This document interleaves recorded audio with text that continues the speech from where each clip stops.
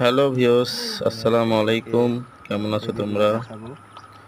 আমার যে 5টা বাচ্চা ছিল বালিহাঁসের বাচ্চা, সেই বাচ্চাগুলো আমি আজকে ওর মায়ের কাছে দিয়ে আসলাম। ওই যে ওরা গোসল করতেছে তো খুব সুন্দরভাবে। আমাদের এখানে সেদিন অনেক যে বৃষ্টি হয়েছিল। সবাই একত্রিত হয়ে বৃষ্টি ওর মার কাছে গেছে। দেখুন এই যে আসলে এরা অ্যাকচুয়ালি এরাও বাচ্চাগুলো মা সহ মাটার পাকা ভেঙে গেছে।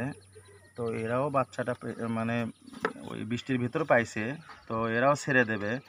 তো আমাদের এখানে আবার একটু আড়া জঙ্গল বেশি, সাপ পোকামাকড় বেজি এগুলো বেশি, যার কারণে বাচ্চাগুলো এরা মা সহ রেস্কিউ করে মানে একটু রেখে দিছে। একটু বড় হলেই বাচ্চাগুলো এরা ছেড়ে দেবে আবার, ঠিক আছে? কারণ আপনারা তো সবাই জানেন যে বন্য প্রাণী ধরা নিষেধ।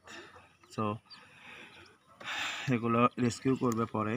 তো আমি আপনাদেরকে ইনশাল্লাহ এই বালিহাঁসের বাচ্চাগুলোর সব ডিটেলস আমি আপনাদেরকে দেবো আস্তে আস্তে। প্রতিদিন একটা করে ভিডিও পাবেন। তো আর আমার ভিডিওগুলো অবশ্যই লাইক করবেন এবং আমার পাশে থাকবেন। আমি যেন আপনাদের লাইক কমেন্ট এগুলো দেখে আরও নতুন কোনো ভিডিও বানাতে পারি। তো বন্ধুরা, এই যে বাচ্চাগুলো এখন খাওয়া দাওয়া করতেছে খুব সুন্দরভাবে।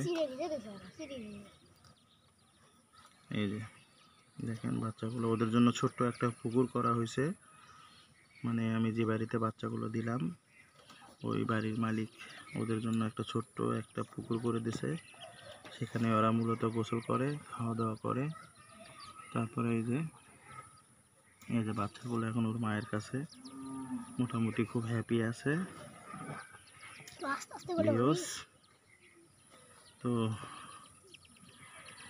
এই যে দেখেন বাচ্চাগুলো। তো ভিউস, এই যে বাচ্চাগুলো আস্তে আস্তে আস্তে আস্তে আস্তে এই যে গোসল করার জন্য পুকুরে নামলো। ওরা আসলে এখনো পানিটা বেশি পছন্দ করে না।